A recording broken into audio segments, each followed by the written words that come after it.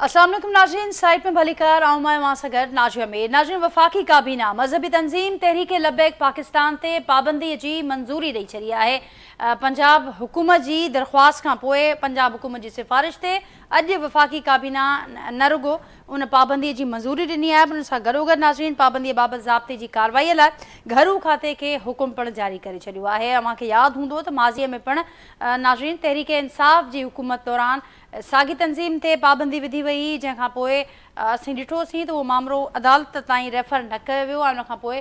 कुझु महीना गुज़रण खां पोइ उन मामले ते नेगोसिएशन्स खां पोइ उहो मामिलो असांखे ख़तमु थी वियो ऐं पार्टीअ तां उहो बैन बि हटायो वियो। हिन भेरे छा थींदो ऐं हीउ जेको फ़ैसिलो वरितो वियो आहे, जंहिं फ़ैसिले जी मंज़ूरी ॾिनी वई आहे, उन ते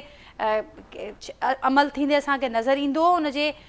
उनजी फुल स्प्रिट में असांखे अमल थींदे नज़र ईंदो ऐं उनजा असर छा थींदा। हीउ तमामु अहम फ़ैसिलो आहे, वॾो फ़ैसिलो आहे, त उनजा असर कहिड़ा नज़र ईंदा उन ते पिणु गुफ़्तगू कंदासीं नाज़रीन। ख़ासि करे एक्सट्रीमिज़म इंतिहा पसंदी चऊं उन हवाले सां जेको हीउ फ़ैसिलो वरितो वियो आहे त उन में असांखे उन मथां कहिड़ा असर नज़र ईंदा उन वारे सां वधीक गुफ़्तगू कंदासीं। उनखां सवाइ बि जेके अॼोके ॾींहं ते ॿियूं डेवलपमेंट्स थियूं आहिनि प्रोग्राम में उन्हनि खे बि फोकस ज़रूरु कंदासीं। मूंसां गॾु जेको पैनल मौजूदु आहे गुफ़्तगू जे लाइ तारुफ़ सां कराईंदसि। मूंखे अॼोके प्रोग्राम में गुफ़्तगू जे लाइ जॉइन कयो आहे नाज़रीन सीनियर कानूनदान तज़िया निगार आहिनि जावेद काज़ी साहब, वीडियो लिंक ज़रिए हिन प्रोग्राम जो हिसो आहिनि सीनियर सहाफ़ी तज़िया निगार ख़ुर्शीद अब्बासी साहब मूंसां गॾु हिन प्रोग्राम जो में मौजूदु आहिनि ऐं मोहम्मद अकमल साहब मूंसां गॾु मौजूदु आहिनि सीनियर तज़िया निगार आहिनि, वीडियो लिंक ज़रिए हिन प्रोग्राम जो हिसो आहिनि। अवां सभिनी खे भलीकार ऐं सभिनी जी महिरबानी मां गुफ़्तगू जे लाइ वक़्तु कढियो। भाई साहिबु अवां खां गुफ़्तगू जो आगाज़ कयां थी। हीउ जेको फ़ैसिलो साम्हूं आयो आहे कीअं ॾिसो पिया हिन फ़ैसिले खे, हिन ते अमल थींदे ॾिसो पिया, बीहंदे ॾिसो पिया, जिन फ़ैसिलो वरितो आहे इहो ऐं उनखां पोइ उनजा असर जेकॾहिं असां चऊं त उहे कहिड़ा अव्हांखे नज़र अचनि पिया?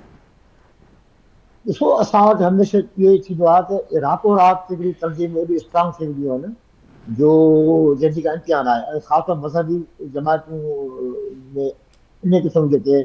जेके जेके जन पंहिंजी ताक़त जो मुज़ाहिरो कंदियूं रहियूं आहिनि मुख़्तलिफ़ टाइमिंग्स ते त उन्हनि खे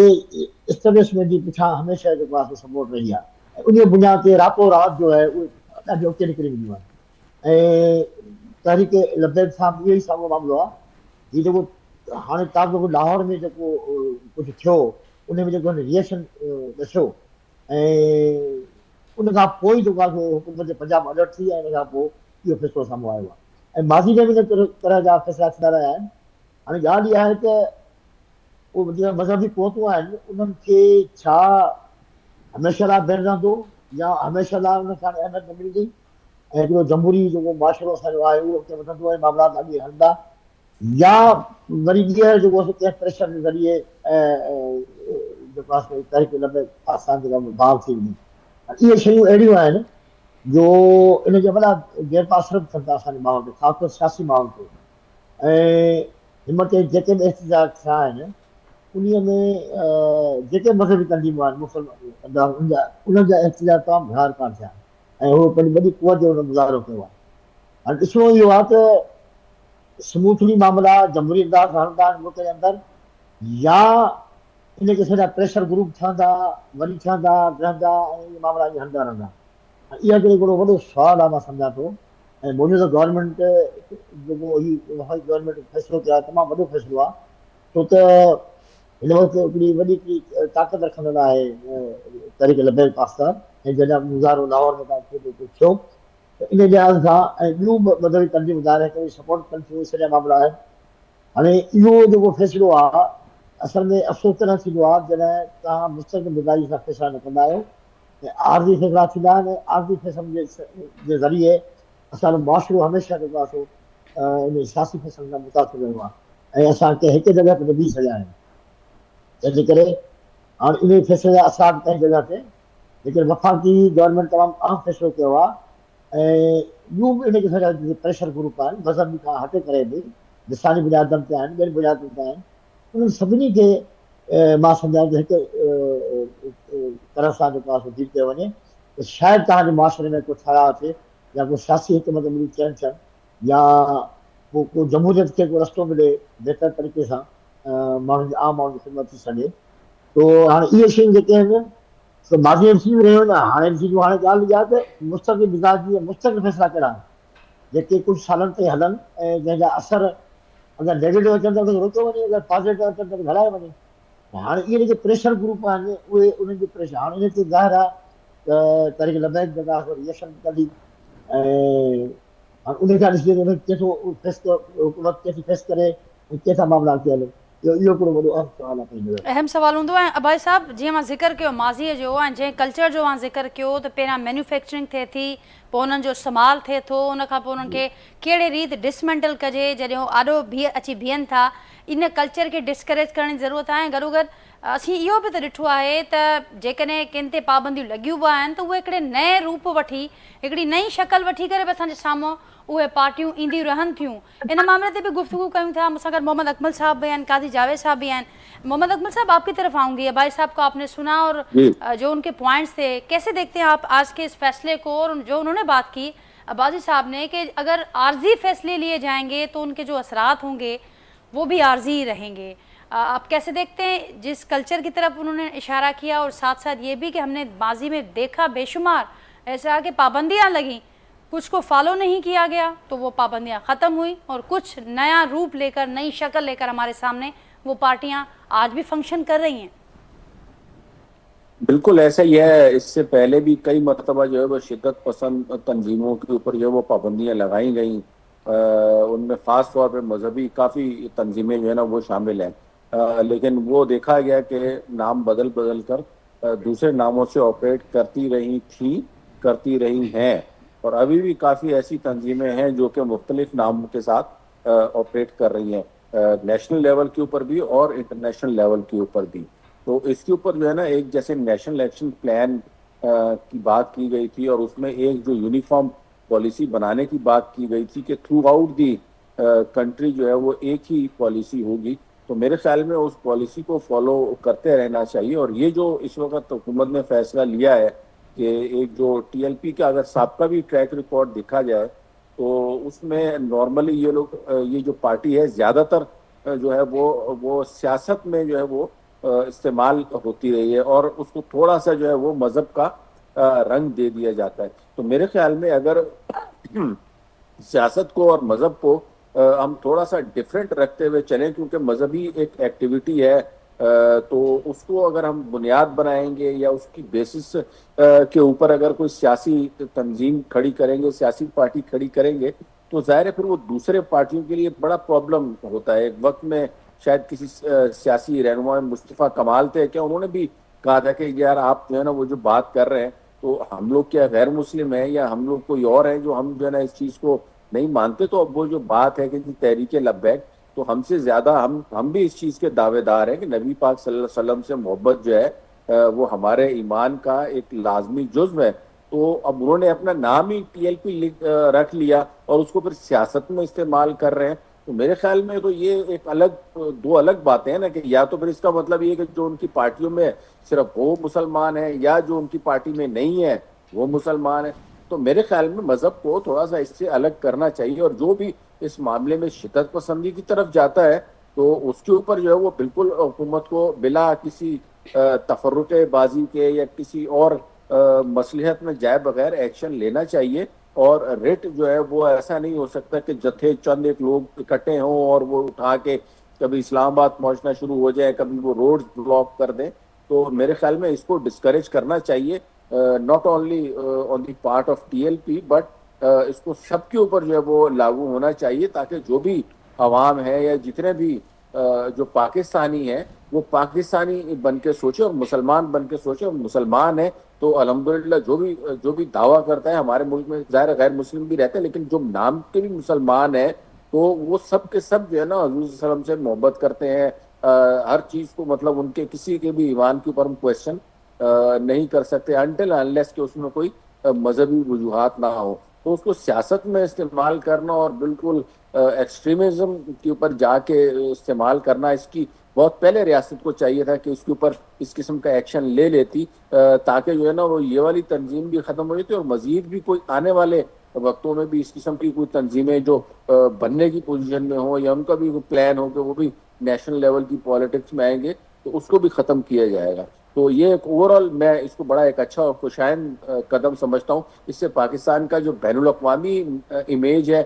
وہ بھی بہتر ہوگا, اور نیشنل لیول کے اوپر بھی حب الوطنی اور تمام مسلمانوں کی جو برابری کا کانسیپٹ ہے وہ جو ہے وہ سامنے آئے گا. ٹھیک, آپ کی بات کو آگے بڑھاؤں گی. قائد صاحب مجھے آواز وہاں دے پہنچے پہ ہو بدھو پہ مکھے؟ جی جی بالکل. قائد صاحب عباس صاحب کے وہاں بدھو, محمد اکمل صاحب کے وہاں بدھو ऐं यही ॻाल्हि थिए पई त ज़ाहिर आहे असांखे हीउ फ़ैसिलो तमामु अॻु वठणु खपंदो हो, पर असां ॾिठोसीं माज़ी में फ़ैसिला त वरिता विया पर उन ते हू बीठल नज़र न आया फ़ैसिले ते फ़ैसिला वठंदड़. त हाणे हिन भेरे अव्हांखे छा नज़र अचे पियो? हिन भेरे हालतूं कुझु इन लिहाज़ सां मुख़्तलिफ़ आहिनि त ॼाणायो पियो वञे त वॾनि फ़ैसिलनि सां गॾु असीं जेको असांजी हिन वक़्तु पॉलिसीज़ आहिनि उहे तमामु घणियूं क्लियर आहिनि. तव्हांखे मूड छा नज़र अचे पियो रियासत जो हिन भेरे? छा नज़र अचे पियो इन ओवरऑल इन समूरी डेवलपमेंट्स खे साम्हूं रखंदे? दरअसल ही जेका बैन आहे उनमें जेको काबीना जो डिसीशन आयो आहे वफ़ाक़ी काबीना जो, हाणे जेको मूंखे सम्झ में अचे थो हिन जे लाइ प्रोसीजर इहो आहे त ही विधो हाणे रेफरेंस जी सूरत में सुप्रीम कोर्ट नेशनल अवामी पार्टी ते पाबंदी ऐं ज़ुल्फ़कार जे पुठे उनजो बि रेफरेंस वियो हो ऐं उहो रेफरेंस जेको आहे वरी ख़ुदि सुप्रीम कोर्ट चयो त इहो ज़ुल्फ़कार जे पुठे जेको आहे सो सही कयो आहे पाबंदी. हाणे उन जुदा कंटेक्स्ट असीं कोन था वञूं पिया. ही जेका पार्टी हुई उहा पार्टी तव्हांजे साम्हूं हुई. ही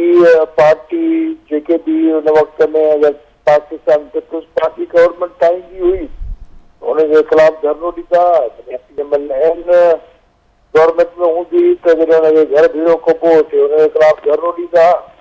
जेको लॉ मिनिस्टर हो हुनखे हिननि जेको आहे सो या ब्लास्फेमी वारी चार्ज हुई. पोइ हुन लॉ मिनिस्टर खे लाथो ऐं पोइ इहो पैसा ॿैसा ॾोखड़ जेके आहिनि तव्हां वारो पुराणो या जनरल फेज जेको आहे हाणे जेको आम तासुर जेको अवाम में हो इहो त ही पार्टी जेका आहे उहा इस्तेमालु थी थिए पई जमहूरी क़ुवतुनि जे ख़िलाफ़. पर अहिड़ा कई ग्रुप आहिनि पाकिस्तान में जंहिंमें ख़ुदि या जेका अॼु असांजे साम्हूं TTP बीठी आहे तहरीक तालिबान पाकिस्तान, उहा छा आहे या हुनखे पाकिस्तान में केरु वठी आयो वापसि हिननि खे रिहेबिलिटेट करण लाइ इमरान ख़ान जे ज़माने. वरी जेको आहे सो हिनजी पूरे तनाज़ुर में तव्हां ॾिठो त ही सुठा ख़ासा इलेक्शन में वोट खणी आया ऐं आउं भायां थो त जेको टर्न आउट वोट जो हुन में हिन पार्टीअ जो घणो वोट निकिरी आयो. पर हाणे जेको पाण ॻाल्हायूं था पिया हुन में ॿ शयूं आहिनि. हिकिड़ी शइ त इहा आहे त आउं हिकिड़ो सेकुलर माण्हू आहियां ऐं जनाब जी 11 अगस्त जी तक़रीर ते जेको आहे यकीन रखंदड़ माण्हू आहियां ऐं आउं सम्झां थो पाकिस्तान जी जेका तबाही आहे उहा पाकिस्तान जो एनआरआफ जेको 11 अगस्त जे हवाले सां जनाब जी तक़रीर ते में हुनजो वाज़े कयो त रियासत ऐं मज़हब अलॻि अलॻि शयूं हिते गॾिबड़ तमामु घणियूं गॾिबड़ थी वयूं ऐं अॼु पाकिस्तान जी 78 सालनि जी तारीख़ जेका आहे इहो हुनजो अक्स आहे. ऐं असीं जेको आहे सो रिलीजन खे इस्तेमालु कयोसीं, जनरल जहालत डेमोक्रेसी जे ख़िलाफ़ इस्तेमालु कयो. इहे सभु जेके आहिनि जेके जनरल जहालत वारियूं जेके बि पॉलिसीज़ हुयूं उहे हिन दफ़े जनरल आसिम मुनीर जे ज़माने में जेको आहे सो हुनखे ॿिजो मिले पियो, ॾिसण में अचे पियो ऐं हुन ते यकीन बि करे सघिजे थो. ऐं उहो शायदि उन हवाले सां हुजे, तालिबान जे हवाले सां हुजे, उहो TLP जे तरफ़ां हुजे, पर इन में जेका आम राय आहे उहा इहा आहे त जीअं असांजा सिंधी वॾेरा जेके आहिनि से रखंदा आहिनि पाठाली, पोइ वरी माण्हू खां कमु वठंदा आहिनि, पोइ माण्हू खां वरी कमु वठी पोइ माण्हुनि खे जेको आहे सो पूरो बि करे ॾींदा आहिनि. पर उहो जुदा पर्सपेक्टिव आहे. पर लार्जली पाकिस्तान हींअर जेको आहे महसूस थो करे पियो त तमामु वॾी चेंज पई अचे. आर्टिफिशियल इंटेलिजेंस तव्हांजी दहलीज़ ते अची वई आहे. हिते जेको आहे एॾी वॾी चेंजिस पई अचनि जो ट्रम्प जेको आहे अमेरिका वारो ख़ुदि अॼु जेको आहे बादशाह जेके हुननि वॾा वॾा अमेरिका जी तारीख़ जा जेके थिया हुते त हाणे इन बदलती दुनिया में, इन तमामु तेज़ दुनिया में जेको आहे सो इहो न कंदो त तव्हां जेको आहे रिडंडेंट थी वेंदो, तव्हांजी जेका आहे त आलमी हैसियत, तव्हांजी बहसियत रियासत उहा हाणे हली कान। हाणे असांखे इहा ख़बर पई आहे कि सॼी डिस्टॉर्शन जेके आहिनि उन्हनि असांजी मईशत खे विहारे छॾी। असांजो हाणे इहो जॉब थी वियो, इहो कमु करणु, इहो करे पोइ क्लास। जी काजी साहब, मुझे आवाज़ पहुचे पियो वहाँ ताईं? नाज़रीन, काजी साहब जो पॉइंट अची वियो आहे ऐं असां सां गॾु जेका गुफ़्तगू असांजी हले पई न मौज़ूद ते ऐं ज़ाहिर आहे ॼाणण पियो वञे त हाई टाइम आहे, तमामु घणा चैलेंजिस बि आहिनि ऐं जेके बि फ़ैसिला हुजणु घुरिजनि जेकॾहिं उहे मुस्तक़िल बुनियादनि ते वरिता वेंदा हिकिड़े लॉन्ग टर्म पॉलिसी सां गॾु त उनजा रिज़ल्ट्स बि असांखे नज़र ईंदा। भाई साहब, कुझु ॿियूं डेवलपमेंट्स बि असांखे नज़र अचनि पियूं मुल्क अंदरि ऐं हिकु तमामु अहम डेवलपमेंट सिंध जे कॉन्टेक्स्ट में असांखे नज़र आई त सिंध जी सरेंडर पॉलिसीअ तहत 71 खां वधीक ॾोहारियुनि पंहिंजे पाण खे हवाले कयो पुलिस जे ऐं उन हवाले सां सिंध सरकार ॼाणाए पई त अञा बि जेके ॿिया वधीक आहिनि जेके पंहिंजे पाण त सरेंडर न कंदा त उन्हनि जे घर घिड़ी करे उन्हनि खे उहो कंदासीं ऐं हिकिड़ो प्रॉपर मैकेनिज़म फॉलो कयो वेंदो। हीअ स्टेप बि तमामु घणो अहम आहे, इन खे कीअं पिया ॾिसो मां?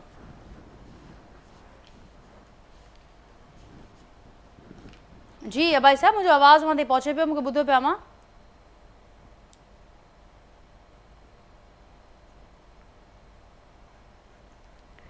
अबाई साहब, मुंहिंजो आवाज़ वहाँ ताईं पहुचे पियो, मूंखे ॿुधो पिया मां? जी नाज़रीन, राब्तो करण जी कोशिशि कयूं पिया भाई साहब सां त जीअं असांजो आवाज़ उन ताईं पहुचे, असां उन्हनि जे मौक़े ॿुधी सघूं। मोहम्मद अकमल साहब, मैंने डेवलपमेंट का जिक्र किया, सिंध के कॉन्टेक्स्ट में एक बड़ी अहम पेशरफ्त सरेंडर पॉलिसी के तहत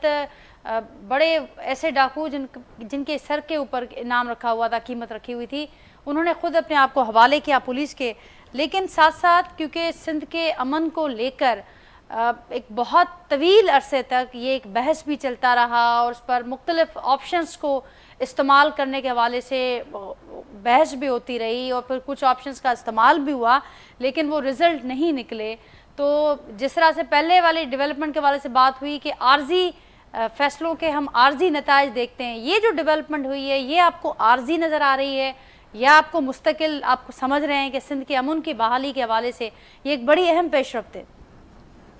नहीं, मेरा तो नहीं ख्याल है कि ये 60-70 लोग, पता नहीं वो डाकू थे भी या नहीं थे, हमने कौन सा उनके शनाख्ती कार्ड चेक किए, तो पता नहीं थे या नहीं थे, तो आई एम नॉट अवेयर। लेकिन ये पॉलिसी जो है ना ओवरऑल मेरे ख्याल में एक रियासत को इस किस्म की पॉलिसी देना जो है ना, एक किस्म का ये डाकुओं ने सरेंडर नहीं किया, ये हुकूमत सिंध ने जो है ना वो डाकुओं के आगे सरेंडर किया है। जब आईन पाकिस्तान मौजूद है, ताज़ीरात पाकिस्तान मौजूद है, पाकिस्तान पीनल कोड मौजूद है, किस कानून के तहत हुकूमत जो है वो सरेआम जो है वो, और उनमें ऐसे भी मौजूद हैं डाकू जिनके बारे में जो है वो कहा जा रहा है कि उनके सर की कीमत मुकर्रर थी। अब जिनके सर की कीमत मुकर्रर की होती है तो लाजमी तौर पर उन्होंने कोई ना कोई मर्डर्स भी किए हुए होंगे, बड़ी बड़ी कोई डकैतियों में वो इन्वॉल्व रहे होंगे, तभी तो उनके सर की कीमत मुकर्रर की हुई थी। और उसको जो है वो इस तरीके से आप माफ़ी दे देंगे तो ये तो मुझे नहीं लगता कि किसी भी तरीके से ये अमल लाएगा, बल्कि ये तो और आम तौर पर जो शरीफ नौजवान है सिंध के उनको जो है वो बाकायदा इस तरफ लेके जाएगा कि ठीक है जी, हम तो रियासत की रिट को जब चाहे चैलेंज कर सकते हैं, जब जो है वो डकैतियाँ शुरू कर सकते हैं, तो जब इन डकैतों को हुकूमत सिंध माफ़ कर सकती है तो ये जो सेंट्रल जेल भरी पड़ी है या सिंध भर की तमाम जेलें भरी पड़ी हुई हैं, तो वो किस जुर्म की सजा जो है वो भुगत रहे हैं, उनको किस जुर्म में जिन्होंने अंदर किया हुआ है, मेरे ख्याल में तो उनको सबसे पहले माफ़ी देनी चाहिए कि जो। लेकिन अकमल साहब, साथ साथ सिंध हुकूमत ये भी कह रही है कि हम उनको क्लीन चिट नहीं दे रहे, बल्कि हम जिनके ऊपर जो केसेस हैं आपने बजा दुरुस्त फरमाया कि जिनके सर की कीमत रखी गई, जाहिर है वो बड़े सीरियस किस्म के क्राइम्स में इन्वॉल्व रहे हैं, तो उनको ड्यू एक प्रोसेस के तहत अदालती जो सारा मराहल होते हैं उनसे गुजारा जाएगा। लेकिन उस पर भी बड़े खदशात का इजहार हो रहा है कि क्योंकि जो कानूनी चाराजोई होती रही है माजी में, उसका जो हम देख रहे हैं कि वो कितनी ट्रांसपेरेंट रही है, वो खुद एक बड़ा एक टॉपिक है। तो अब उस लिहाज से काफ़ी सारे सवालात पैदा हो रहे हैं। دیکھیں میں تو اس کو بہرحال شکوک و شبہات کی نظر سے دیکھوں گا، کیونکہ مجھے یہ لگ رہا ہے کہ اس میں آپ کو پتہ ہے کہ اندرون سندھ آپ جائیں تو وہاں پہ زیادہ تر ان ڈاکوؤں کو استعمال کون کر رہا ہوتا ہے؟ زیادہ تر اسے جو ہے نا وہی وہیں کے وڈیرے جاگیردار یا جو اثر رسوخ رکھنے والے لوگ ہیں وہ لوگ ہی ان کو استعمال کر رہے ہوتے ہیں. یہ ڈاکو کوئی جو ہے وہ ماں کے پیٹ سے ڈاکو پیدا نہیں ہوتے، الٹیمیٹلی جو ہے نا ان کو بنایا گیا ہوتا ہے. لیکن اب یہ جو پالیسی لائی جا رہی ہے مجھے یہ لگ رہا ہے کہ اس میں چند جو خصوصی لوگ ہیں، چند جو منظور نظر لوگ ہیں، ان کو ماورائے عدالت وہ کہنے کو تو عدالتی کارروائی کریں گے، لیکن ایسا پاسبل نہیں ہے نا کہ ایک بندہ ہے جس کے اوپر مرڈر کے چارجز ہوں اور وہ ڈکیت، تو اس کو کیا ضرورت ہے وہ آ کے جو ہے وہ سرنڈر کرے اور پھر وہاں سے پھانسی کے پھندے پہ لٹکے. تو یہ جو عملی طور کے اوپر جو ہے نا مجھے اس میں کوئی وزن نظر نہیں آ رہا. جو اس میں بیہائنڈ جو اصل جو اس میں آبجیکٹو نظر آ رہا ہے وہ یہ ہے کہ جو ہمارے یہاں پہ اثر و رسوخ والے لوگ ہیں، جو مافیاز ہیں، جو فیوڈل لارڈز وہاں پہ بیٹھے ہوئے ہیں، ان لوگوں نے اب اپنے بندوں کو کلین چٹ دلوانی ہے. تو اس کے لیے جو ہے وہ یہ ایک راستہ اختیار کیا گیا ہے تاکہ ان کو جو ہے وہ اب وہ مین اسٹریم میں لایا جائے، کیونکہ اب ان کو پتہ ہے کہ آگے آپریشن تو کرنا ہے اور کرنا پڑے گا. کیونکہ جس طریقے سے فیڈرل گورنمنٹ نے یا پنجاب لیول پہ چلے جائیں تو وہاں پہ انہوں نے سی سی ڈی کو بڑا اوپن ہینڈ دیا ہوا ہے اس قسم کے جو عادی مجرم ہے. تو اس کے خلاف جب ہم ایک پالیسی بنائیں گے تو میرے خیال میں ایک بڑے کریک ڈاؤن سے پہلے اپنے خاص لوگوں کو بچانے کے لیے جو ہے وہ یہ پالیسی لائی جا رہی ہے تاکہ ان کو جو ہے وہ پہلے ہی سائڈ لائن کر دیا جائے، اور اس کے بعد جو ہے وہ پھر عام جو ڈکیت ہے اس کے اوپر جو ہے وہ ان لوگوں نے اپنا کریک ڈاؤن اسٹارٹ کرنا چاہیے. اب میں اس چیز میں جو ہے نا وہ اس کا حامی ہوں کہ کریک ڈاؤن ہونا چاہیے اور اس میں اکراس دا بورڈ ہونا چاہیے، وداؤٹ اینی ڈسکریمنیشن ہونا چاہیے. جس نے جو جرم کیا ہے اس کو اس کی سزا ملنی چاہیے. اس میں پھر یہ نہیں ہونا چاہیے کہ جی یہ فلاں ڈیرے کا بندہ ہے تو اس کو چھوڑ دیں، یہ فلاں ایجنسی کا بندہ ہے تو اس کو چھوڑ دیں. جس نے بھی قانوناً کوئی جرم کیا ہے، جس نے بھی کوئی قانونی حرکت ایسی کی ہے جو کہ تعزیرات پاکستان کے خلاف ہے، تو ان کے خلاف ہر قسم کی کارروائی جو ہے وہ حکومت کو کرنی چاہیے، زور بازو پہ کرنی چاہیے، پوری مشینری اس میں استعمال کرنی چاہیے، اور کسی بھی قسم کا جو کمپرومائز کرنا ہے میں اس کے بہت شدید مخالف ہوں. اس کے پوائنٹ ٹیکن محمد اکمل صاحب، باقی پینل سے بھی ہم رائے لیں گے. ناظرین، مختصر کمرشل بریک مجھے وٹھنو ہے، بریک کھاں پوئے واپس اچوں تا گفتگو کے تا کھاں ہی کنٹینیو کرناسی.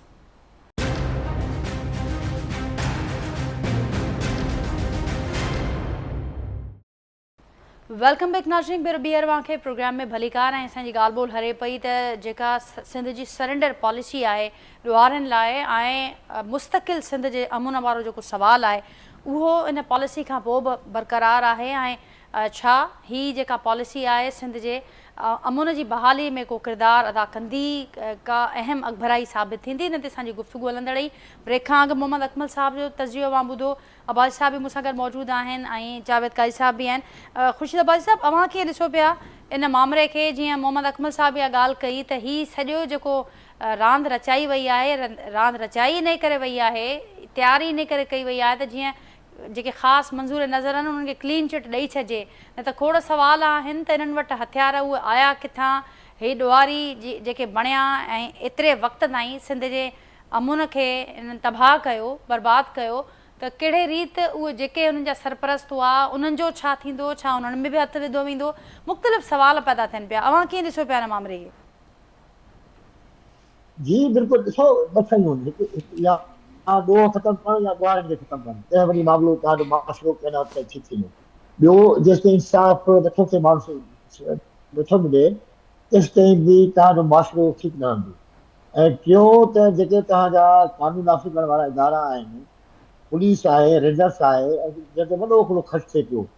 ऐं उन्हनि खां नतीजा वठणु खपनि कंहिं सूरत में. अमन अमान जो मामिलो ख़ासि तौर ते इन तमामु शइ जी मौजूदगी में कचो पूरो भरिजी वियो धाड़ेरनि सां. ऐं हे जेके 72 माण्हू पेश थिया आहिनि, उहा इहा ॻाल्हि बि सही आहे जो जेसिताईं हले पियो. त मूंखे बि एतिराज़, मां बि चेक करायो त उन में इहा ख़बर पई त जेके सरदार वॾेरा आहिनि इलाइक़े जा, उन जा नंढा नंढा जेके लोफर टाइप या जेके चोर उचका टाइप जेके दालनि में वेठा हूंदा ॿुटियूं हुयूं या आमतौर ते जेके हुन जा वाठा सॾिबा आहिनि, इहे उन्हनि खे हिकिड़ो क्लियर सॼो ॾियारियो वियो आहे। उन्हनि जे मथां ॾिना वेंदा, कंहिंजे मथां चोरी जो केस आहे, कंहिंखे वरितो मुकियो, उहे जे आज़ादु थी ऐं आराम सां मूवमेंट करे सघनि हुन सां गॾु। इहे इतलात आहिनि। ॿियो त धाड़ेलनि जा जेके टोला आहिनि तमामु घणा आहिनि अंदरि कचे में, ऐं हिक हिक टोले में 25 खां वठी 50 ताईं धाड़ेल जेके आहिनि हिक हिक टोले में आहिनि। इहा हिकिड़ी वॾी तइदाद आहे। ऐं मां सम्झां थो त जेको इहो तरीक़ोकार आहे त अचानक तव्हां आम माफ़ी ऐलान करे छॾियो, या अचानक जेल टुटल हुतां जेके वॾी तइदाद में क्रिमिनल्स निकिरी वञनि, त इहे जेके शयूं आहिनि इन्हनि सां हिनमहिल ताईं असांखे को फ़ाइदो कोन पियो आहे। हिनमहिल ताईं उनजा असरात सही न आया आहिनि साम्हूं। जेसीं ताईं कानून जी गिरफ़्त मज़बूत न थींदी, जेसीं ताईं इंसाफ़ माण्हू खे न मिलंदो, जेसीं ताईं, ऐं ख़ासि तौर ते जेको असां वटि कबीलाई सिस्टम जो शुरू कयो आहे, कबीलाई घेरा जेके थियनि था, इहे मामला ॾाढा ख़राबु आहिनि। ऐं इन्हनि जे करे वॾी तइदाद में क्रिमिनल माण्हू पैदा थियो आहे। ऐं जॾहिं क्रिमिनल माण्हू पैदा थिए थो, हिते कंहिं बि हिकिड़े ते हिकिड़ो केस थी थो वञे, त उनजो ॿियो बचण जो तरीक़ो कोन्हे। आसान तरीक़ो इहो आहे त भई तव्हां कचे में हलिया वञो ऐं कंहिं ग्रुप सां वञी मिलो ऐं उन सां गॾु कमु कयो ऐं तव्हां केरु हथ हलाईंदो। इहो आसान तरीक़ो जेको आहे सो ॿाहिरि अची वियो आहे सिंध में ख़ासि तौर ते, ऐं हिनखे अप्लाई कनि था, हिनखे अमल कनि था। ऐं जेको हीउ ताणो जेको चयो आहे त भई जेको आहे सो हाणे सरेंडर कयो आहे, ॻाल्हि इहा आहे त कॾहिं कहिड़ी ॻाल्हि लॻे त कानून किथे आहे। अच्छा, जन वॾा ॾोह कया आहिनि, मिसाल क़तल ते वॾो गुनाह जन क़तल कया आहिनि, या जन लखे रुपया माण्हुनि खे तबाह करे हुनजी प्रॉपर्टियूं विकिरो कराए हुनजे खां मथां खां वसूल कया अथनि गोरी गन पॉइंट ते, उन्हनि जो छा थींदो? ऐं आईंदो छा थींदो? ॻाल्हि इहा आहे न दादा, हीअ रियासत आहे, हिकिड़ो मुल्क आहे, हिन मुल्क में सिस्टम हलणु खपे न। हिकिड़े माण्हू शराफ़त सां ज़िंदगी गुज़ारी, ऐं कानून पसंदि माण्हू जेके कॾहिं बि हुननि कंहिंखे अचण लाइ पिण कजो वियो आहे, पंहिंजी पुरसुकून ज़िंदगी गुज़ारी गुरबत में हर हाल में। हिकिड़नि ॾेढ चालाकियूं करे फुलट मचाई, अखबार भला चावनि जा केस हलंदा रहिया कंहिं ज़माने में। त अच्छा, पर हिते जेको CPC जो कमु हिते कयो शहरनि में, बराड़ी में जो सिस्टम ई कोन्हे। उते त ख़ाली पुलिस ई अरेंजर्स ऐं कचहरो चई था हटी न, कचहरे में जेको आहे कंट्रोल आहे तव्हां भाई। ॻाल्हि इहा आहे, मां आर्टिकल लिखियो हिकिड़ो त भाई जेको कचे जो इलाइक़ो आहे, हुकूमत खे खपे त क्योंकि इहो मुस्तक़िल तौर ते इस्तेमालु थिए थो, नई ॻाल्हि त कान्हे, इलाइक़ो गैर थी वियो आहे तरह जो, त माण्हू हलिया था वञनि, उनखे कीअं गवर्नमेंट जो कमु आहे न। मां लिखियो त भई तव्हां इन कचे जे विच में हिकिड़ो दरियाए सिंध खां वठी नेशनल हाईवे जी तरफ़ तव्हां रोड लिंक रोड ठाहे सघो था, जंहिंमें थोरे थोरे फ़ासिले ते, त जीअं तव्हां आराम सां तव्हांजी गाॾियूं मूवमेंट करे सघनि, कचे में वञी सघनि। ऐं आम हिकिड़ो माण्हू कई अचे त मां कचे में वञुसि त मां बची वेंदुसि, बाक़ी ॿाहिरि हिकु रंग पकड़ियो वेंदुसि। तॾहिं करे माण्हू हर क्रिमिनल चाहींदो आहे सभ खां पहिरियों शेल्टर, ऐं जुराइम उहे माण्हू था कनि जेको शेल्टर मिले थो या उहो शेल्टर हासिलु कनि था, ऐं पोइ उन जुराइम जी जिनाइम ते दाख़िल थियनि था। शेल्टर न मिले त शायदि माण्हू जुर्म कनि कोन। इहे सभु शयूं आहिनि, तंहिंजे करे रियासत खे रियासत तौर ते ॾिठो वञे, ऐं जेके कानून नाफ़ करण जा इदारा आहिनि उनखे कम आहे उन शयुनि खे रोकनि। ठीकु आहे भाई साहब, कानून जी रिट ऐं इंसाफ़ जी घुरिजुनि जो मां ज़िक्र कयो। काई साहब, कानून खे तमामु बहितर अंदाज़ में सम्झो था, त हाणे जेका ॻाल्हि कई त कानून जी रिट बि असांखे ॾिसणी पवंदी ऐं इंसाफ़ जी घुरिजूं जेकॾहिं पूरियूं नथियूं थियनि त पोइ इहे मामला ज़ाहिर आहे असांजे साम्हूं इहे शयूं ईंदियूं रहंदियूं, पर जो को रिज़ल्ट न ईंदो। कीअं ॾिसो पिया इन डेवलपमेंट खे, अवां हिन सरेंडर पॉलिसीअ खे ऐं उनखां पोइ वारा जेके मरल आहे जंहिंजी दावा सिंध सरकार करे पई त हाणे ईअं थींदो जो जेके प्रॉपर जेको ड्यू मैकेनिज़म आहे, जेके क़ानूनी रस्तो आहे, इनखे असीं फॉलो कंदासीं। कीअं ॾिसो पिया इन शइ खे? मां ॿ पहलू आहिनि, हिकिड़ो त कानूनी पहलू चइबो या ॿियो वरी समाजी पहलू चइबो या सियासी पहलू चइबो। हाणे कानूनी तौर ते हुननि ते FIR कटियल आहिनि, FIR रियासत कटरायूं आहिनि, ऐं रियासत जेका आहे सा जेको कंप्लेनेंट आहे उहो पाण खे केस मां हथु कढी वञे त केस सही पवंदो। त हाणे हिननि खे माफ़ी मिलंदी या हिन ते प्रोसिक्यूशन हलंदी या पोइ केस आराम आराम सां रियासत पाण ई जेको आहे सो सुस्त थी वेंदी त केस प्रोसिक्यूशन हलाईंदी कान, त अहिड़ी खातिरी हुननि खे ॾिनी वई त इहो हिकिड़ो हुनजी जेका प्रोसीजर में बेईमानी करे हिननि माण्हुनि खे रिलीज़ कंदो या लेजिस्लेशन कनि असेंबली करे हुन तहत कुझु थिया अहिड़ी त का शइ कान ॾिसण में आई आहे। हिकिड़ो काबीना जो सिंध काबीना जो फ़ैसिलो ॾिसण में आयो आहे, हुनजे तहत हिननि एग्ज़ेक्यूटिव जेको आहे सो ऑर्डर जे तहत सभु कुझु कयो आहे। छा ईअं करे सघिजे थो पियो? हाणे हिन में जेको पहलू आहे इहो आहे त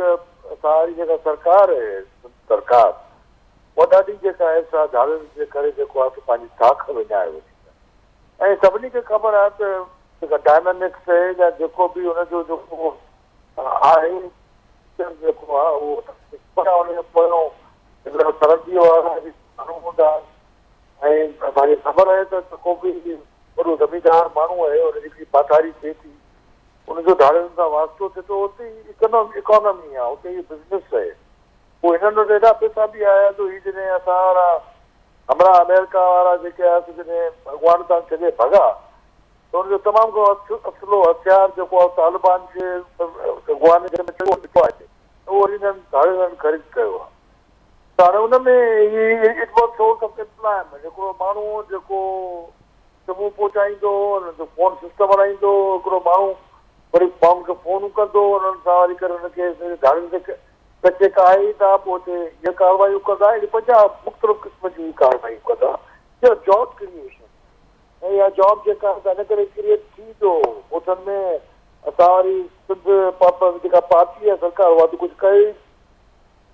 कंहिं बि ॻोठ जी का शकल तब्दील थी आहे हिननि 78 सालनि में? सभ खां वॾो सुवालु। बल्कि उल्टो जेको अंग्रेज़ बहादुर जेको एजुकेशन छॾे वियो, अंग्रेज़ बहादुर जेके स्कूल छॾे वियो, अंग्रेज़ बहादुर जेको अस्पताल इवन गुरुकार जे पुट ताईं जेको कुझु कमु करे पियो या इवन जनरल मुशर्रफ ताईं जेको कुझु कमु करे पियो हिन ज़माने में त उहो तमामु तबाह थी वियो। त हाणे जेको नौजवान पैदा थिए पियो हुन लाइ बंदूक खणणु इहो ई हुनजो रोज़गार आहे। या मदरसनि में वञनि ऐं पोइ वरी मदरसनि में वञी जेको आहे रोज़गार कनि, या फातिमा फुलको वांगुरु जेको आहे असांजी छोकिरीअ वांगुरु के पीर जे घर में वञी ॿुहारी जी नौकिरी ते पोइ हुनजो अशर कजे लाइ जेको आहे त हाणे त हुननि ॿुधाए छॾियो त हीअ लेजिटिमेट धारा वारा हणिबा पोइ माफ़ी वठी बि ॻाल्हि थी ख़तमु। ईअं सॼो कमु हीअ जेको आहे पाकिस्तान सरकार कंदी आहे तालिबान सां उहो कहिड़ो जेको इनवॉल्व हो आर्मी पब्लिक स्कूल में जेको हुयो अलाए कहिड़ो पोइ वरी जत में चढ़ियो पोइ त भॼी बि वियो। त हीअ जेको 40 साल 50 साल जेको असां लोड़ियो जेको तालिबान सां जेका पॉलिसी रखी थी जनरल ज़ियाउल वारी उहा साॻी पॉलिसी खां अचे पिया हिन खां त भली पंजाब गवर्नमेंट आहे TLP खे साम्हूं मुहाड़ो अटकाए जेको आहे ढक में जेको आहे या तव्हां चओ त जेको हिन बिल्कुलु एस्टेब्लिशमेंट ताईं पंजाब गवर्नमेंट ऑन बोर्ड आहिनि त छा तव्हांजे धारनि जे पॉलिसी में छा एस्टेब्लिशमेंट तव्हां ऑन बोर्ड कान हुई छा? सभु कम तव्हांनि जा कयो था पिया, सभु बिल्कुलु जेको आहे सो ज़मीनूं बि ॾियो था हुनजे चवण ते जेको आहे सो अलाए कहिड़ा फार्म लैंड पे थी अचे उहो सभु कुझु छा हुनजे लाइ नथा कयो त धारनि ते हुन तव्हांखे चयो था एक्शन न खणो। हाणे ॻाल्हि इहा आहे त इहा तव्हां पंहिंजी वीकनेस मञी आहे। इहो वीकनेस जेका आहे तव्हां हेॾो वॾो ड्रामो बि कयो, वॾो हिकिड़ो जेको आहे पंडाल सजायो हुनखे हुनखे बोस्के जा पटका घोड़ा सुठा कपिड़ा वारा साहब मां पाए जेको आहे वेठा कुर्सियुनि ते रेसनि सां गॾु साहबियुनि सां गॾु वेठा इहे धारे त पोइ इहो त तव्हां अमन हुननि खे जेको आहे इनकॉर्पोरेट कयो बाबा सिंध में जेको आहे हाणे रेस बि थींदा आहिनि, वॾेरा बि थींदा आहिनि ऐं हे बि थींदा आहिनि ऐं हो बि थींदा आहिनि ऐं दाल बि थींदा आहिनि। रियलिटी आहे त जेको समाजी फैक्टर आहे उहो ॾाढो भयानक आहे। पॉलिटिकली हुननि पाण ॾेखारण जी कोशिशि कई त असीं कुझु धारनि लाइ कयूं पिया, हुननि जेको धारनि लाइ कयो तव्हांजे साम्हूं आहे। हाणे जेको समाजी पहलू आहे त उहो जेको नंढो ॿार वेठो आहे ॻोठ में, कोई नंढो छोकिरो वेठो आहे ॻोठ में, उहो जेको साइकिल ते वञे पियो स्कूल थो वञे पियो, जेको अस्पतालूं स्कूल तबाह लॻी पियूं आहिनि, हुन लाइ छा मैसेज थो वञे? हुन मैसेज इहो थो वञे त बाबा हाणे धारे ॿार थी पोइ अॻे त माना हीउ जेको आहे सो ईंदा मदरसनि में उते वरी क्लासरूम खणी ईंदा TLP शकल थी TTP शकल थी उहो बि रोज़गार डायनामिक्स आहे पोइ चर्च आहे कारोबार आहे त लॻो पाकिस्तानी तारीख़ में पहिरियों जेको आहे सो दिल्ली कमाल पियो $1 बिलियन मंशियात पकड़जी पई आहे। त हाणे सॼो पाकिस्तान चेंज पियो थिए। हीउ जेको धार्मिक सेक्टर बि आहे इहो बि TLP इहो बि को सुनाने फैक्टर है इन में को इहो मुख़्तलिफ़ है त ही आम माण्हू सां विढ़ंदा आहिनि इन जो को मज़हबी कारोबार कोन्हे को या मज़हब खे इस्तेमालु कोन कंदा आहिनि लीडरनि खे लेकिन हिननि खे जेको आहे नथो वरितो वञे ग़रीब मिसकिन माण्हुनि जा हशर करे छॾिया हिननि जेके भरभरियत जा जेके मैसेजिस वीडियोस आहे माण्हुनि खे लाथा त ही त कमाल करे छॾियो हाणे जेको आहे सो मुमकिन आहे ग़लति बि हुजे मुमकिन आहे त को इहो प्रैक्टिकली ॾिठो वञे पर थींदो न आहे नाजिया इहो तालिबान खे माफ़ी ॾिनियूं वयूं तालिबान खे रेप कयो वियो तालिबान वरी तालिबान थी थी रहिया जी काई साहब जीअं मां चयो त वक़्तु ॿुधाईंदो त हिननि फ़ैसिलनि जा रिज़ल्ट छा अचनि पिया ऐं अव्हां मुख़्तलिफ़ पासनि ते रोशनी विधी आहे त छा छा हिन जा असर थी सघनि था। मोहम्मद अकमल साहब आखिर में आऊँगी आपकी तरफ और मुख्तसर कमेंट लूँगी सबसे कि ये जो हम देख रहे हैं कि एक तरफ दहशतगर्दी के हवाले से ये जो जंग चल रही है और दोहा में टॉक्स हुई है सारे मामलात और फिर जो केपी का सूबा है बदस्तूर हम देख रहे हैं कि वफाक और केपी के इख्तलाफात बरकरार हैं। वो जो गाड़ियों वाला मामला उठा पहले केपी ने इनकार के बाद बलूचिस्तान ने कहा उनको डन भी कर दिया गया। आज सिंध ने भी वफाक को एक ख़त लिख दिया है कि वो गाड़ियाँ हमें दे दी जाएँ। ये कैसे देख रहे हैं इस मामले को आप ये जो इख्तलाफात हैं अभी तक एक पूरा इंतज़ामी जो वहाँ का हम कहें कि एक सिलसिला है वो सारा ठप है वहाँ पर सूबे के अंदर किस तरह से देखते हैं आप उसका क्या देख रहे हैं हल आप? इसका जो है ना देखें मैं आपको याद कराऊं ये 90s में जो है ना जब वफाक में पीपल्स पार्टी की हुकूमत थी और मोहतरमा बेनज़ीर भुट्टो साहिबा की जो है वो वज़ीर आज़म थी और उस वक्त जो है ना पंजाब में PMLN की जो है वो हुकूमत थी और मियां नवाज शरीफ साहब जो है वो वज़ीर आला थे। तो उस वक्त वफाक की और पंजाब की बिल्कुल इसी तरीके से जो है वो एक दूसरे से ठनी रहती थी। मोहतरमा जब आती थी यहाँ पे अपना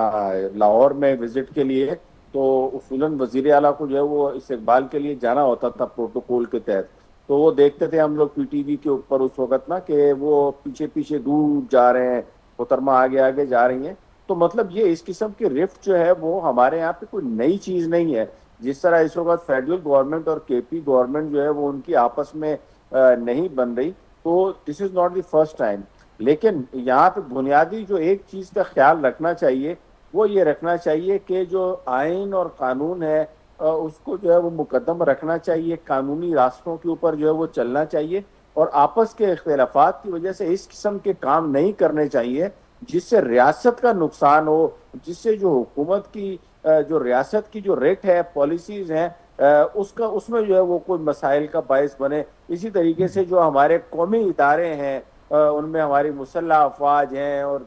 पैरामिलिट्री फोर्सेस हैं और दीगर जो इदारे हैं जो वफाक के ज़ेर इंतज़ाम आते हैं अगर उनका सूबे के हवाले से कोई मसाइल हैं भी तो उनको साहब को बातचीत के ज़रिए हल करना चाहिए और इस किस्म के जो कौमी इदारे हैं इनको किसी भी तरीके से क्रिटिसाइज नहीं करना चाहिए इनको बीच में नहीं लाना चाहिए और अपनी जो पॉलिटिक्स है आप उसको पॉलिटिकल तरीके से चीज़ों को करें। इसी तरीके से आप देखें जिस तरीके से जो वहाँ पे दहशतगर्दी के खिलाफ फ्रंट लाइन के ऊपर KP जो है वो लड़ रहा है तो उसमें इस किस्म की गाड़ियों की जरूरत